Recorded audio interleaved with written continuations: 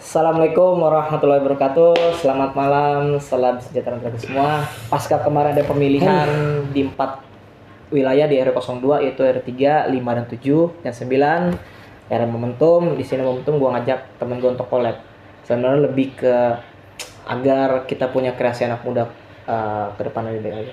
Oke, tanpa lama gua pada malam hari ini menggait seorang YouTuber nih kalau bilang nih. YouTuber jalanan ya kan? Iya benar. YouTuber jalanan yang sudah malang melintang di dunia per YouTubean gitu loh di kalangan anak muda. Gua searching YouTube-nya. Wah, boleh juga. Jangan berlebihan. Ini bagus nih. Apalagi tidak bukan teman gua Arif. Iya. Sehat Arif? Sehat. Kita kolaborasi terus ya. Iya. Tapi ngomong nih teman-teman, jangan lama-lama. Gue baru ngasih tau nih, gue mau ngasih tau nih. Apa? Baru nikah kemarin. Kayak gitu. Dia masih hangat-hangatnya gitu. Iya. Oke Rip, coba lu sampaikan dulu ke teman-teman kita seperti apa. Oke guys, perkenalkan nama gue Arif Rondoni. Oke, kali ini gue juga punya channel YouTube yaitu podcast Ngobrol Santuy. Nah kali ini gue collab banget nih, collab sama yang jago politik lah. Jago politik, diplomatis ya kan. Nah jadi di YouTube DND channel ya kan, bener ya, DND channel ya, DND channel. Nah itu lu lihat tuh nanti bakal ada yang unik ya, kita bahas yang unik. Sesuatu yang beda. Ini episode pertama ya. Episode pertama kita. First time di kedua platform YouTube, DND dan PNS. Nanti insya Allah ke depan teman-teman juga doakan semoga ini kita bukan yang pertama dan terakhir, ini akan terus bersambung ke depannya karena kita DND dan PNS lagi fokus untuk mencoba menjalin komunikasi bersama beberapa pemangku wilayah yang ada di RW 02. Apalagi kemarin nih lagi hangat-hangat terpilih ya Rip ya. Iya. Ada 4 wilayah melaksanakan pemilihan RW 3, 5, 7 dan 9 gitu. Iya. Ada 4 wilayah dan pada hari ini terlalu spesial malam ini. Sebenarnya gua sama temen gua yang agak susah waktu sama juga ini narasumber gua juga susah waktunya nih. Bahkan ini dapat jadwal beliau untuk bisa kita bahasanya kita ngobrol santai lah, diskusi ya. Oke, tanpa lama-lama Rip, langsung aja Rip nih. Oke. Kita sambit. Sambut dong, Bos. Sambut dong. Sambut. Nih, gue juga belum begitu akrab jujur ya. Belum begitu akrab banget nih. Kenapa? Karena gue juga first time juga baru ngeliat ibu yang cantik satu ini nih, yang kelihatannya masih muda ya. Nggak tua-tua, masih muda lah. Kita lama-lama. Langsung saja, ini salah satu calon yang terpilih kemarin di RT 005. Oke. Persilakan perkenalan diri Bu. Assalamualaikum warahmatullahi wabarakatuh. Waalaikumsalam warahmatullahi wabarakatuh. Perkenalkan, nama saya Ibu Marsida. Saya ibu dengan 3 orang anak. Keseharian saya sebenarnya biasa saja sih ya. Iya, keseharian saya ibu rumah tangga, saya berdagang. Dan kalau untuk kemasyarakatan saya aktif di kader Dasawisma dan PKK. Juga kader Posyandu. Sosialnya tinggi berarti ini. Berarti jiwa sosialnya udah dibentuk ya di situ ya. Saya lahir di Indramayu tanggal 5 Mei 1985. Jadi ya tidak muda lah ya. Udah 39 tahun. Di tengah-tengah itu kategori tengah-tengah. Iya. Dibilang tua enggak, dibilang muda ya enggak juga. Setengah-setengah berarti ya. Gitu ya. Susah nih manggil ibu juga salah. Iya. Yaudah. Tapi ini kita nih maaf saya potong. Kira-kira kita lebih enaknya manggil apa nih? Sis, Ibu, Mbak, Tante, apa Bu RT? Tapi kalau gini teman-teman, yang gue denger ya, ini tuh sering dipanggil Mama Karin. Mama Karin.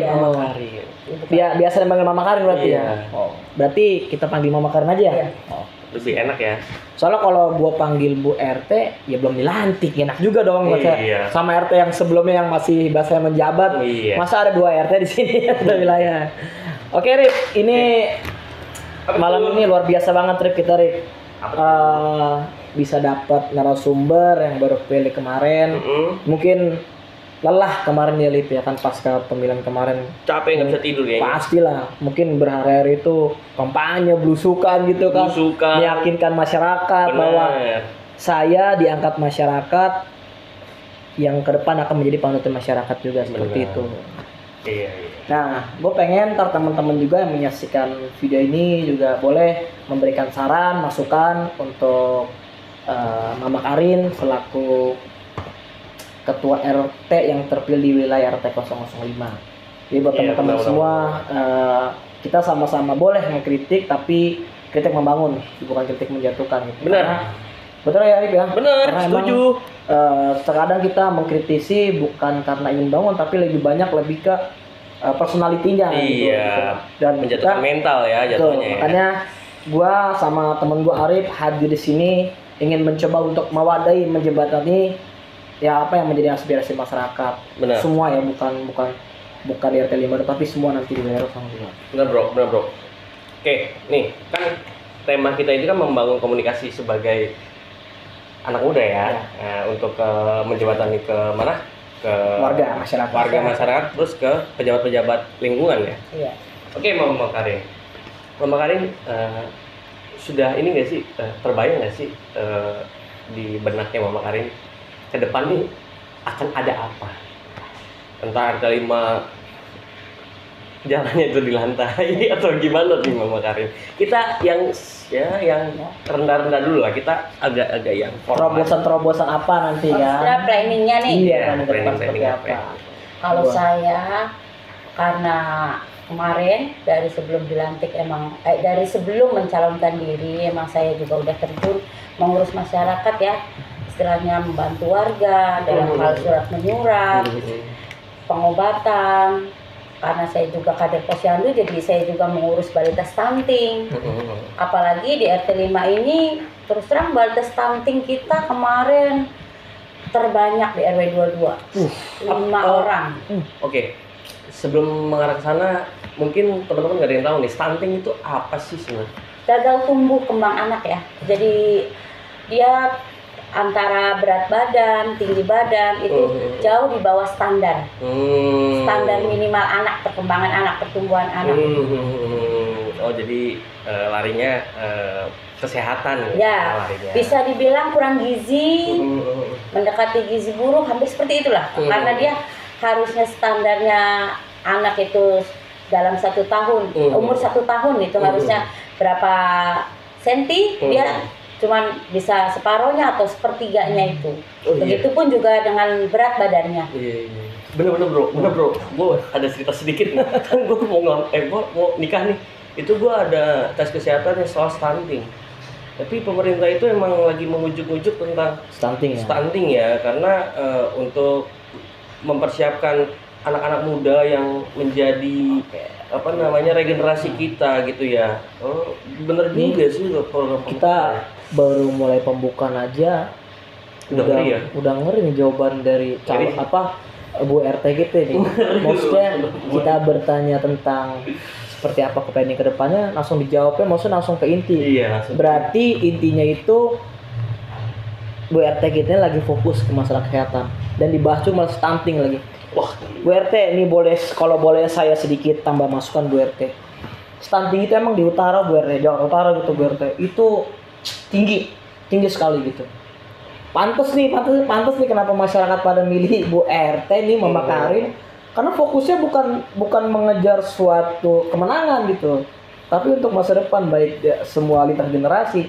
Stunting itu nomor 1 di Jakarta Utara yang harus dibahas. Nama Bu RT kita ini ngebahas stunting yang emang planning ke depannya itu wah gila banget, Rip. mungkin semua orang nggak ada yang bisa mikir ke sana ya.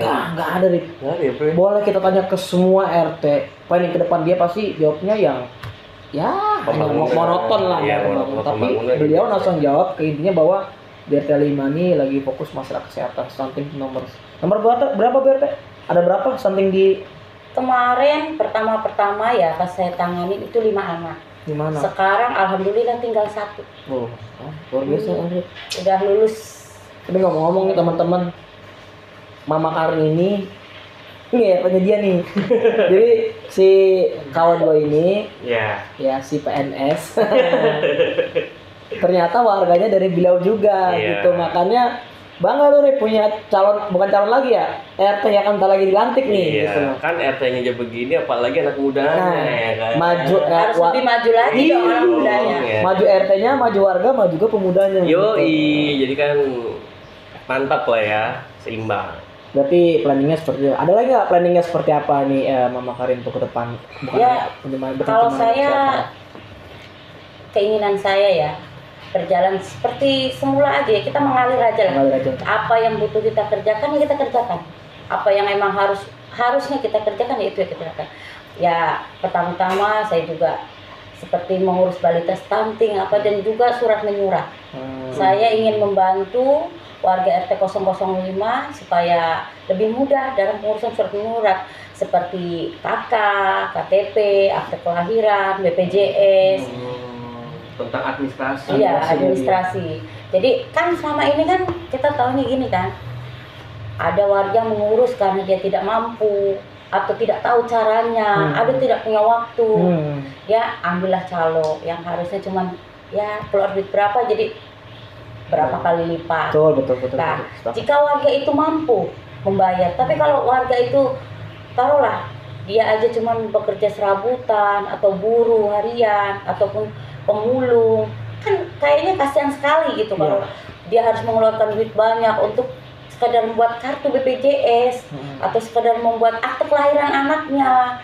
Jadi karena dia ketidakmampuan dia, makanya sampai anaknya pun telat sekolah, masuk sekolah karena dia nggak punya akte kelahiran.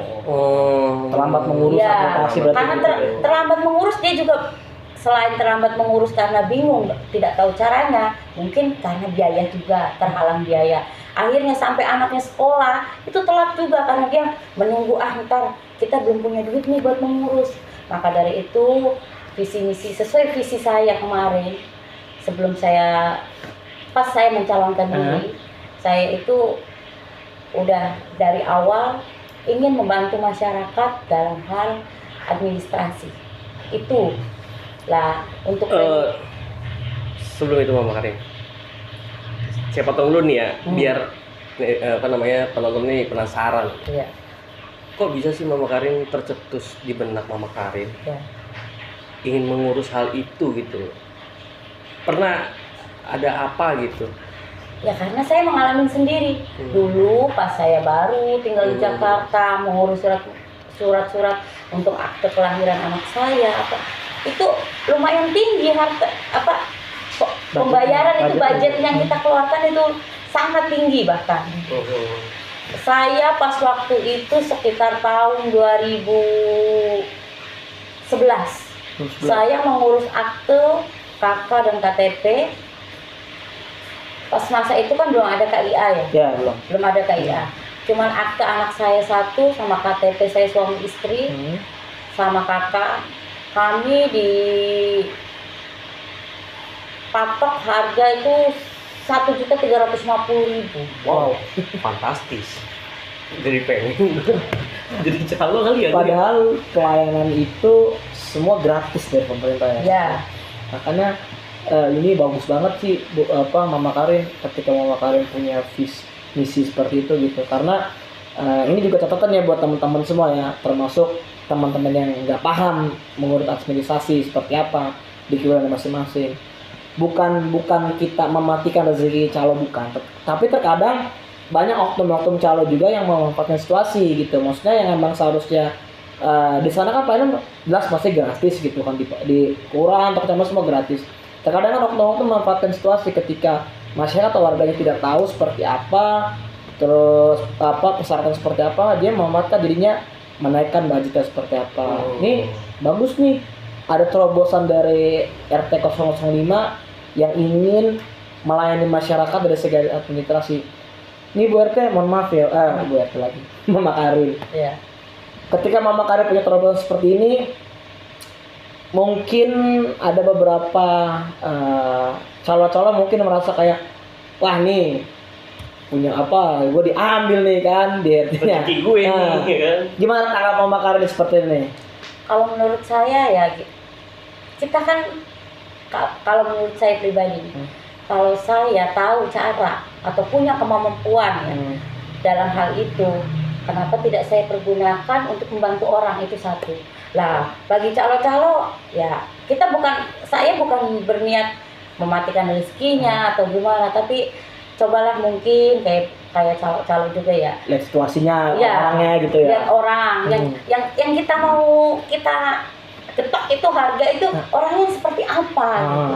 Kalau dia istilahnya ya pejabat sih. Ya bukan pejabat ya, dalam artian orang ada lah. Orang ada ya, orang yang mampu, yang nggak masalah sih. Karena dia mungkin banyak duit. Dia duit segitu bagi dia nggak ada artinya lah. Tapi kembali lagi kalau yang jadi sasarannya dia yang membutuhkan bantuan itu hanya kuli bangunan, yang ya kuli harian lah, istilah buruh harian, atau tukang pulung yang cuma mengais botol-botol bekas, pendapatannya berapa sih kan satu bulan? Sedangkan dia aja makan aja belum tentu yang ini ya maksudnya belum tentu terjamin. Dia itu aja makan istilahnya ya mau makan tuh dia nyari dulu gitu. Coba bayangkan, alangkah mirisnya kalau hal seperti itu terjadi gitu. Benar. Sepakat sih, karena sedikit gue baca ya tentang tugas RT itu antara lain tuh mensejahterakan masyarakat dan keluarga. Itu udah masuk sih di ranah itu, karena yang sedikit digali ya, dikorek sama Bro Dedi ya. Bro Dedi Mas Dedi. Untuk teman-teman jasa, gua salah mungkin bukan calo ya, sorry maaf, bukan calo. Jasa untuk membantu aktivitas masyarakat. Mungkin nih ada masukan dari maksudnya Ketua RT 05 yang lagi akan dilantik, boleh silakan, cuman lebih ke lihat dulu situasi masyarakat yang dibantu seperti apa. Karena kan emang sebenarnya kalau kita emang berbuat kegiatan sosial gitu, ya ketika ada dapat kos lebih itu alhamdulillah rezeki namanya. Maksudnya kan secara langsung jangan mengambil kesempatan dalam kesempitan gitu, yang artinya masyarakat yang di bawah-bawah ya kalau perlu kita bantu seperti apa gitu. Toh juga sebenarnya di dunia emang tidak seberapa gitu ya bro ya. Bener. Di akhirat nanti gue yakin 100% ketika orang yang membantu sama membantu ya, apalagi kita ya sebagai mengatakan ya sama muslim kan udah jelas saling tolong menolong membantu gitu kan, seperti itu. Ya minimal kalau prinsip hidup saya begini ya, saya memang bukan orang yang pintar, bukan juga orang yang kaya, tapi walaupun kita itu bersedekah itu nggak harus dengan uang, nggak harus dengan materi, tapi dengan tenaga pun itu bisa. Lah saya pun juga kalau pas menolong orang, saya pun nggak mengharapkan itu pujian dari orang itu Mama Karin bagus, pinter apa, enggak, saya enggak gitu. Tapi bagi diri saya sendiri, saya tuh mendapatkan kepuasan tersendiri kalau saya bisa membantu orang. Itu yang saya rasakan. Itu bagi saya ngeri, jawaban yang simple ngeri tapi pas ngena tuh. Karena di beberapa kalangan tertentu tuh, maksudnya ya semoga sih apa yang diucapkan oleh Mama Karin calon RT kita nanti di RT 05 benar-benar terrealisasi. Dan ingat teman-teman nih, maksudnya apa yang diucapkan Mama Karin, tolong teman-teman kawal juga seperti apa, karena gue lihat dari sosok Mama Karin ini bukan cuma emang berapa waktu lalu emang Mama Karin ini aktif banget gitu. Ya gue emang satu lingkungan di RW 02 cuma PDRT doang. Berapa kali lihat emang dia aktif banget di kegiatan sosial rip sosial. Iya, udah pasti. Makanya dia kenapa mencalonkan kemarin jadi RT sebenarnya bukan atas kemauan diri pribadi juga, tapi masyarakat juga nih yang mendorong dia gitu untuk menjadikan RT, karena beliau termasuk yang emang pergerakan di lapangan bagus gitu. Iya. Karena apalagi dia empati banget buat masyarakat yang susah ya. Catat ya untuk para RT yang terpilih, catat. Kenapa? Ini baru mulai episode pertama, tapi secara tidak langsung ini membuat kalian pusing. Kenapa saya bilang buat kalian pusing? Dia mempunyai bukan program, lebih planning ke depannya itu lebih ke sosial ke masyarakat, lebih ke sosialnya, bukan pembangunan, ini masyarakat personal masing-masing gitu. Karena ya gue berharap juga ya teman-teman orang-orang tua saya atau gue nih yang nanti akan dilantik nanti, ya bolehlah contek nanti nih ketika nanti gua sama Bro Arif akan podcast kalian juga gitu. Ya, oke. Ya, tapi saya juga tetap dong butuh bantuan seperti Mas Ari, anak-anak Karang Taruna yang lain. Ya kalau saya sih siap.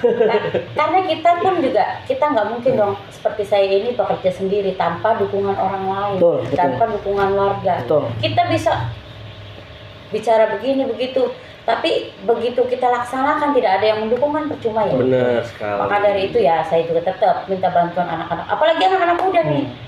Kan ya dari segi tenaga, dari segi pikiran otomatis lebih maju lah ya. Oke.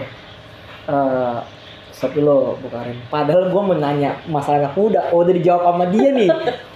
Gue udah kalah start nih. Padahal gue mau nanya nih, ada apa? Ada pertanyaan titipan dari anak muda sebenarnya yang pengen gue tanyakan. Udah dijawab duluan ya sama Mbak Karin. Kita udah nasi. Gua makan nasi ya. Gimana? Jadi ntar jadi jawab dulu sama Mbak Karin. Biar saya tanya dulu deh sama Mbak Karin. Nih, ada pertanyaan dari anak muda. Maksudnya yang emang titipan itu. Emang khususnya di Kilingan kita di RW02 emang kan anak muda di kita kadang tuh kurangnya wadah. Iya. Bahasanya itu apa? Bahasanya itu kreativitas seperti itu kan. Nah, saya mau bertanya nih sama Mama Karin. Anak muda kan butuh wadah, jelas nih. Nah, seperti apa sih Mama Karin nanti untuk menggandeng anak muda supaya anak muda ini bisa produktif, bisa benar-benar membantu wilayah bukan hanya di lingkungan tapi saling bersinergi antara anak muda dan kepengurusan wilayah RT 01. Gimana menurut Mama Karin? Kalau menurut saya ya kita harus melibatkan anak muda, nggak cuma dalam satu wadah Karang Taruna atau organisasi yang lainnya, tapi juga anak muda juga bisa ikut dalam struktur organisasi RT. Seperti ya yang sekarang itu lagi digencarkan kan bank sampah ya, kan bisa ikut aktif dalam bank sampah. Kan kita bisa apa barang-barang yang bermanfaat, istilah botol-botol bekas kita bisa ambil, kita juga bisa membersihkan lingkungan juga dong. Terus biar warga itu juga tahu bahwa botol-botol bekas ini mempunyai nilai rupiah juga jika dimanfaatkan. Kalau menurut saya sih ya lebih ke ini ya, mengajak anak muda untuk terlibat juga membangun lingkungan, bisa ikut ya, bisa jadi anak muda itu ikut ke organisasi yang di RT atau masuk struktur RT, misalkan di humas atau sebagai ini ya sekretaris atau ya, apa, sekretaris KSB lah, ya seperti itulah, masuk ke Karang Taruna ataupun apa itu, jadi dia itu bisa ikut terlibat lah, lebih aktif dan lebih ikut terlibat ke pengurusan dalam struktur pengurusan, gini, lebih aktif. Kepengurusan yang Mama Karin ini melibatkan kita anak muda gitu loh, untuk apa, menginovasikan terobosan untuk lingkungan gitu. Jadi biar di organisasi RT itu nggak monoton orang-orang yang udah tua. Ya bukan berarti kita nggak percaya orang yang udah tua. Betul. Saya setuju tuh. Kalau orang lebih tua itu pengalamannya lebih banyak. Sepakat. Cuman kita juga butuh pemikiran anak muda. Betul. Seperti apa sih sekarang pemikiran anak muda sekarang? Kan kalau kita tidak bertanya ke anak muda itu sendiri, kita kan nggak bakal tahu. Karena masa kita sama masa sekarang udah berbeda. Iya, betul sekali. Teman-teman catat tuh. Apa yang dikatakan Bu RT Bu Mama Karin tadi sebenarnya sudah mewakilkan perasaan teman-teman seperti apa anak muda. Kalau emang teman-teman ingin merasa dirinya dianggap dan merasa ingin benar ikut terjun langsung, catat di buku ini apa yang kemarin Bu RT katakan, jelaskan seperti apa, kalian catat. Ini kalian bisa monitoring kawal Bu RT. Ini Bu RT kemarin pengen anak muda dilibatkan, ayo Bu RT. Nah ini jadi apa ya, jadi acuan buat kalian, jembatan menuju buat kalian bahwa RT 5 akan siap sepenuhnya, bukan support lagi tapi dia ingin merangkul stakeholder yang ada gitu. Jadi semua lintas ya, lintas umur, mau tua, setengah tua, muda, paling muda. Jadi seperti itu. Bro Arif, ngeri juga ya.